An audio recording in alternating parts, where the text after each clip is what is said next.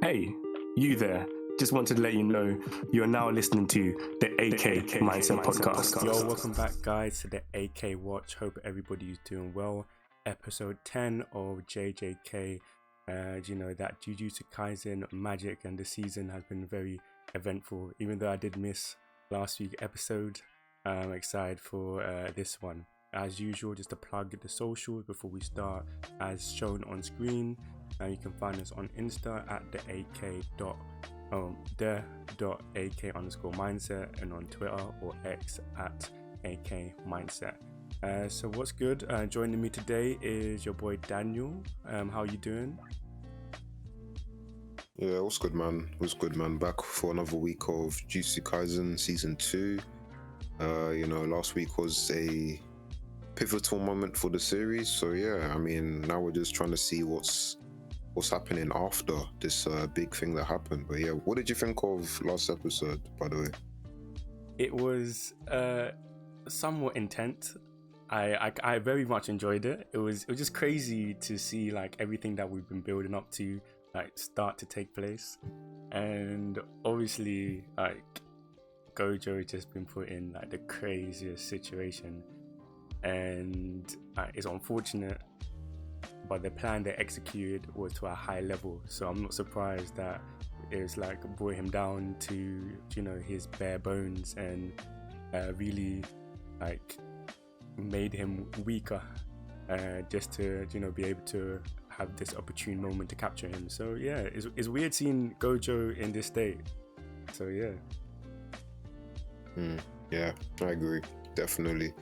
I mean, when I first read it, I was surprised that they actually managed to do it, and I feel like the anime did a good job of adapting just the chaos that was, you know, all those chapters versus him, and the special grade curses, and then the shock when he sees Geto again, and then the reveal of the brain as well. So yeah, they did an excellent job last week.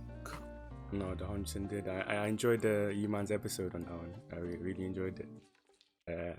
But obviously, concentrating on episode 10, this episode following the events of last week, I think the most kind of impactful thing I wanted to discuss first was obviously Gojo addressing Geto directly, and not like the brain controlling the body, but his past friend, his past teammate.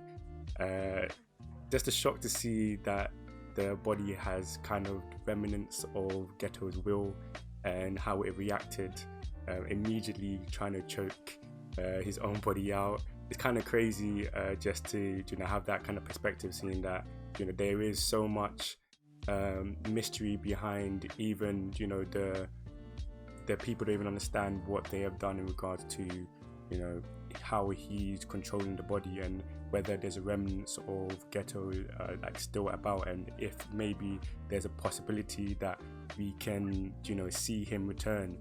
What did you think about that? Yeah, it's kind of crazy that the body reacted to being called out like that, and you know, they had a interesting philosophical dialogue, you know, about the body and the soul. Does the soul come before the body, or is the body before the soul? And then they kind of, you know, I kind of like how that discussion went into Mahito's view, where he's of the opinion where it kind of differs based on your technique, which could be true. And then Geto, you know, he's open to both perspectives, where he's thinking, oh yeah, the soul's actually just a part of the body. It's not something that's like separate. And I don't know. That was a nice piece of dialogue interaction between the two of them there. And it's surprising that, because this is the first time Fate Geto, he's like, oh yeah, this is the first time this has ever happened. So he's even just you know, amazed by this phenomenon that he's experiencing. So this is just, I don't know, like it was just kind of crazy just for the body, because he was already dead. So how did he even react? But you know, I guess it's just it's just different, I guess. I think for me, I was more sickened by Fate Geto's reaction. Like it was it was shock, but it's also kind of excitement and like a bit of joy. Like he's enjoying the fact that he's not aware of what's currently happening or the things taking place. And it was very like sadistic, where I was everything had currently been running in like has been smoothly flowing the way he had projected it. The Geto projected it, but now and I feel like he's had some sense of like boredom because of this. But now something like interesting happened. Like he was really enjoying the moment, and it's cool, like you said, to see him engage in that kind of dialogue and be open and interested. It kind of brought him more to life. You know what I mean? Yeah, you know, when you say it like that, I do hear you, because you know he was like, oh, this is different, man. This is like he basically was moving like a mad scientist that's made like a new discovery. He needs to like, oh my days, he's just like, bro, I've unlocked a new chapter and I didn't even think there was any more levels to the game, but they've hidden a new level and I've just found it. Yeah, let's dig in, man. He's rubbing his hands together. Yeah, he was way too excited. And I was just really trying to figure out where this excitement is coming from. But maybe he just, like you said, it's just the general intrigue and a natural like development or the things around him is like seeing that, oh, potentially there's stuff that even I am not aware of, and there's more things to learn. And obviously, like anybody, even if a cursed spirit, human being, whatever, life or existence made more intriguing by the fact there's more things to learn or push forward towards. If there's nothing else to say on that, we can move on to the Mekamaru revealing Yuji and Mei. And hey, do you know what? Mekamaru he's taken so many L's. He's a walking L, you know that. The first thing, he's in the airport. It's crazy. Man's at the airport. That's crazy. But how do you feel about his contingency plan? Do you think that he had like in his mind, he already knew it was unlikely he was going to win, and he knew that like he was happy with the fact that maybe the small chance of him getting a new body and him succeeding was it enough to justify the stupidity that has now unfolded because of like everything he's chosen to do so far? Yeah, man, if people have watched previous episodes, they already know. I am not a big Mekamaru fan. He is a loser, and if you're asking about if the contingency plan, you want me to give credit, I'm sorry, it's not being given, because even though it was smart, it's still, for me, it just goes back to the root, you know, the original cause. If you had not betrayed the thing, none of this, you wouldn't even need the contingency plan. But okay, obviously it's a story, so let's not do that. But yeah, I think he was smart to make this contingency plan, because obviously he was never going to betray them, and because of the nature of the people he was dealing with, he had to set various conditions. So I do like that he was able to conjure up this thing where he was able to alert people after Gojo got sealed to, you know, help facilitate a quick response. But so I'll give him props on that. But again, he is a big reason why a lot of this is happening. So it's kind of hard for me to look at him positively. Yeah, I kind of fall along the same line, because I'm just the whole time I'm watching this thinking, yeah, it's cool that you're like smart enough to, you know, just be even self-aware enough to be able to see that maybe the plan that I've planned out won't go exactly how I think. But just in that alone, you should have been like, maybe, you know, it's not worth it, because the scenario they're in is one of the most, you know, craziest, problematic situation, and it's like one of those you just never want to be in.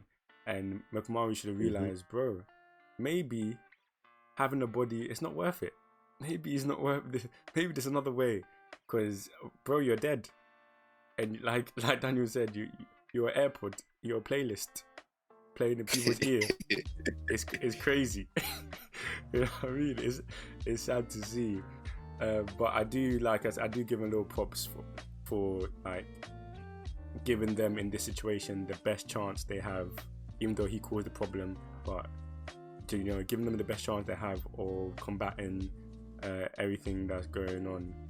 And obviously is only helped by the one and only Gojo being a menace, even in the prison realm. I've never seen a youth so composed and so relaxed in such a dire situation. Man's just catching up. Bro, he's chilling. Absolutely chilling. He's too relaxed, bro. Or do you think he needs a little bit more fear in his heart, a little bit more urgency, like panic? I mean, I guess not, because I mean, at the end of the day, like, what's panicking gonna do? I'm still gonna be sealed, so it's for them to unseal me. I mean, I'm just gonna be chilling. I understand why he's chilling, because I mean, like, there's nothing else for him to do. I know a certain man will be doing push-ups, will be setting up a little gym inside the prison realm. It'll be really working. Certain man will hear that time does not pass in the prison realm. That gives me enough time to work on my game, and they'll be practicing. They'll be putting in work. My guy is taking a well-needed vacation. He said, "You know what? I'm gonna put my hope in the people outside." And like, to be honest, that is a good thing, because like, what do you think about how this is gonna kind of develop? Even Gojo's character, but also like the characters outside. Like, how would this kind of change the dynamic and either push them or let us see their weaknesses? What do you think about that? Well, I mean, like, I don't know why he said I believe in everyone, and it showed the first years who are probably amongst the weakest in our group. I mean, I don't know why they keep trying to set them up. Because these guys they're not the ones, bro. Like, still trying to hype them. They're not strong like that, man. Like, if you had shown me Nanami, I'm like, cool, and I understand it's the MC thing, but like, bro, Nobara's not doing anything. I'm sorry to tell you. I believe Nobara's gonna get you unsealed. Come on, brother. Finished. That's unrealistic. You better stay comfy. She's done nothing.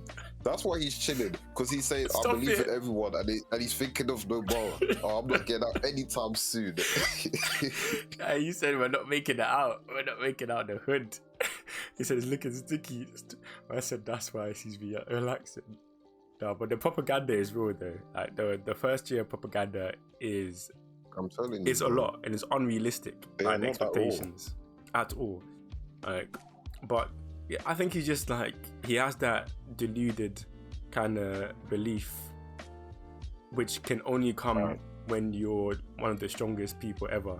So somehow he feels like if they don't even have to get him out, they just have to give him an opportunity. I don't know what that opportunity will look like, and he probably doesn't know what that will look like, but he knows that with those eyes, when the opportunity presents himself and with his ability, he'll be able to make the escape. But do you know what? Like you said, it ain't looking good, and it's not going to be anytime soon. These people need 10 training arcs. I'm telling you, bro. But I guess it's good that he's been consistent. He's believing in the next generation, and I think he's been trying to build this get rid of the reliance on just one person being the strongest. So I guess this is just going in hand with that. He's believed in that what he's done so far is enough to cultivate a group that can not be so self-reliant upon him. Whether that is true remains to be seen in the future episodes, but I respect it nonetheless. Yeah, I respect that belief and attitude where he kind of understands that the way the world of sorcery is kind of has to change, and the way it's structured kind of has to change, and how they rely on certain families and stuff has to change. So it will be interesting to see if this scenario pushes them the world of sorcery to be more inclusive in a way in how their approach to fighting cursed spirits and their approach to their schooling and stuff like that. It would be very interesting. So kind of moving on to UG, just trying to get everybody's attention, screaming on top of the roof. I'm really impressed with his vocals. Did you see the range? Bro, his vocal cords must have been on fire after doing that screaming. No cracks, pure belter across. Yes, sir. Everybody heard. Oh my days. And it's like, what made it more vivid, that the severity of the situation was just Nanami's change of pace. Like, bro heard he actually did not need any proof. He did not need proof. He wasn't going to say it's over. He said we're finished. He's too funny. The turn to call, he was like, bro, it's like everybody be quiet. Hey kids, do you know, you're talking to the kids, everybody be quiet. We have to concentrate. What did you say? We have to meet with UG right now. Actually, we should have been meeting with him last week. Let's go. Man was so worried. He said, bro, hey man, you know what I said, we had a plan, you know what, on that plan, we're going to meet with UG now, because bruv, we will be finished if we do not rectify this immediately, bruv. He said, this is the utmost importance. Today could be the last day of our lives as we know it. And let us go and try our best. I don't even blame Dom, because like imagine you're in the army, yeah, and you got this big hitter, the ace pilot, if you will, and you hear that the ace pilot, his plane got taken out and he's out of action for the next big fight. Me, I'm going home. I'm going home, bro. Because me and you, if we don't have a heavy hitter, it's not gonna be me on the front line, bro. I'm just a scrub. Bro, I'm shooting at 20% accuracy. It's mostly misses. As soon as I hear he's gone, I'm turning my plane around and making my way off the battlefield. You should never gave me a plane. That's the perfect escape. You can't stop me. You should never give me a plane. That was on you. You can't remove the equalizer, because that's what Gojo is. Like, he's the ultimate equalizer. Now the game is tilted. Man, Mahito was talking about, oh yeah, it's equal. But brother, it's not, man. It's not equal, bro. He was gassing it. Fam, it's not equal. Actually, they have now Geto and Nanami, but bro, if Mahito just touches them once, it's over. So it's very sticky for them. I'm not gonna lie to you. No, it is. Like, just to discuss that more, bro. I was like, just in the immediate thing of Mahito saying the field is like leveled, the playing field is leveled. I was thinking, bro, like, firstly, they are in shock. This is the last thing they would ever thought was going to happen at Sorcerers. They're not going to expect someone like Gojo to be taken down. They probably didn't even think it was possible. So that alone, without just the loss of him and his powers, that alone, it puts them on the back foot, and they're just reacting. So from now, all Sorcerers are doing, they're in that reacting stage. They're trying to see what's the best course of action to prevent the worst case scenario. Bro, Mahito, you're taking the dub. It's an easy win. You guys don't even have to do much, and you know they don't have to do much when they're talking about, wait, should we resurrect Sukano, or should we kill Sukuna, or should we kill Itadori? They're clear. That's how you know they're not trying. They're like, oh yeah, man, we don't even need Sukuna, bro. You see? And then you man's talking about it's equal. Don't kill me, man. It's blasphemy. It's actually blasphemy. I was kind of intrigued about the conversation they had, because it seems that even in the group or the curses as like a group or whatever, they have splitting kind of thoughts on what it means to, you know, be a cursed spirit, because that was kind of what was happening, the conflict between, or it wasn't really a conflict, but it was like, you know, not really being on the same page between Jogo and Mahito. Obviously Mahito was like, you know, we just follow our desires as curses, whereas Jogo had like a bigger, kind of more human, I would say, approach to his thought, where he was more like, the world we live in is not a good situation for curses, and what he wants really is to change the world situation in the favor of curses. And even prior to that, just to show his conviction, resurrecting Sakuna was not even, probably just to show the desperation, was not even in their best interest. It could still lead to cursed spirits not being in the best situation. What did you think about like the conflicting kind of like approaches or thoughts or factions in cursed spirits? Well, the group is not a monolith, you know. I like how they have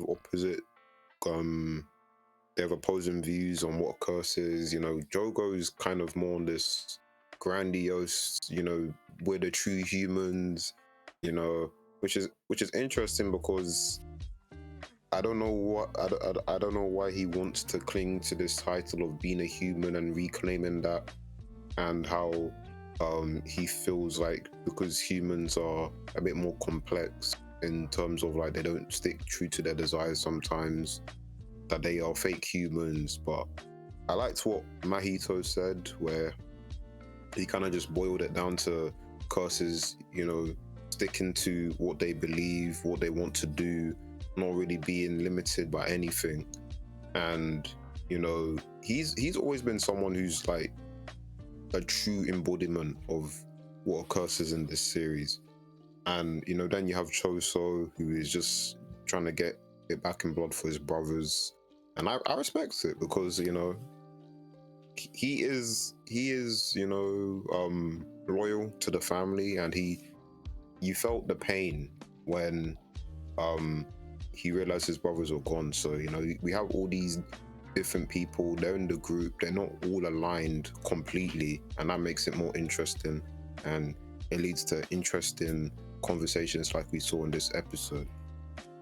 Yeah, I must agree with you as well. It just added a extra kind of complexity to the concept of what a cursed spirit is, and it kind of now, like, as viewers, we're more open-minded to the fact that not every cursed spirit we engage with are going to have the same kind of world views or wants, or even like aspirations for where they see their position in the context of like the wider world, which is kind of crazy, because like it's very different from what like a lot of series have done. And like it gives them kind of each one a sense of like autonomy, and like they're not bound, you know, to they're not bound to just being evil for evil's sake because they're cursed spirits. So it's one of the favorite things I've seen so far done by JJK, and I'm guessing you've also kind of enjoyed that as well. 100%. You know, I think one of the things, you know, I think that's one of the things about this episode, because it was a bit more, you know, calmer, because obviously last week was a very high tension. This was a bit more calmer, and we kind of got a bit more fleshing out with the curses, because we haven't really had that much focus on them, and we kind of got to see a bit more for their motivations, what they believe. You know, we kind of see, like I said, Choso very, very loyal to the family angle. He said, I need to kill Nobara and Yuji for my bros. Mahito, who's just chaos. He's just like, yeah, I'm gonna kill Itadori because that's just what I want to do. I don't care, nothing deeper to it. And then Jogo's like, nah, we need to bring back curses. Sukuna's the only way to do that, and he's not even an ally. So like, but we know if he's back, then curses are up. So he's willing to take that, that wager, which is. And then you have Geto, who's probably the most interesting because he's not picking a side. Yeah. And you kind of get this sinister feeling, and I don't want to say more, but he just gives me a sinister feeling because even though he's in the group, he's kind of the ring leader. I feel like out of all of them, he's the one who's not on any of their pages. 100%. It seems like his thoughts are, it gives, like you said, that sinister feeling where it's like he's looking at a group of kids who can't see the bigger picture. You know what I mean? It's like, you guys just mess about and play and talk about everything you're like talking about. That's fun. That's playground talk. But I'm actually over here doing that big people business. So whatever you do, it doesn't even actually matter. You know what I mean? It's crazy. It's actually crazy. And it kind of gives more kind of gravity to him as an antagonist, just like the mystery behind what does he know?